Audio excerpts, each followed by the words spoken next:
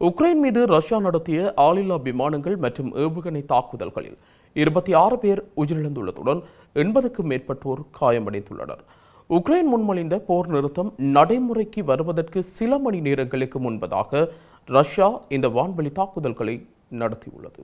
இந்த தாக்குதலினால் சப்போரிஷியா, கிராமடோக்ஸ், டெனிப்ரோ மற்றும் போல்டாவோ ஆகிய நகரங்கள் கடுமையான பாதிப்புக்குள்ளாகியுள்ளன. குறிப்பாக சப்போரிஷியாவில் நடத்தப்பட்ட குண்டுவீச்சில் மட்டும் 12 பேர் உயிரிழந்துள்ளனர். கிராமடோக்ஸ் நகரத்தில் நடத்தப்பட்ட தாக்குதலில் 6 பேர் பலியாகியுள்ளனர். ரஷ்யா சுமார் 164 ஆளில்லா விமானங்கள் மற்றும் 11 இஸ்கந்தரம் ரக ஏவுகணைகளை பயன்படுத்தியுள்ளதாக தெரிவிக்கப்படுகிறது. இதில் 149 ட்ரோன்களை உக்ரைன் பாதுகாப்பு படை சுட்டு வீழ்த்திய போதிலும் சில ஏவுகணைகள் இலக்குகளை தாக்கியுள்ளன. இந்த தாக்குதல் உக்ரைன் அதிபர் விளாடிமிர் செலன்ஸ்கியால் கடுமையாக விமர்சிக்கப்பட்டுள்ளது. ரஷ்யா ஒருபுறம் போர் நிறுத்தம் பற்றி பேசிக்கொண்டே மறுபுறம் இவ்வளவு கொடூரமான தாக்குதலை நடத்துவது அவர்களின் நயவஞ்சகத்தை காட்டுகிறது என்று அவர் தெரிவித்துள்ளார்.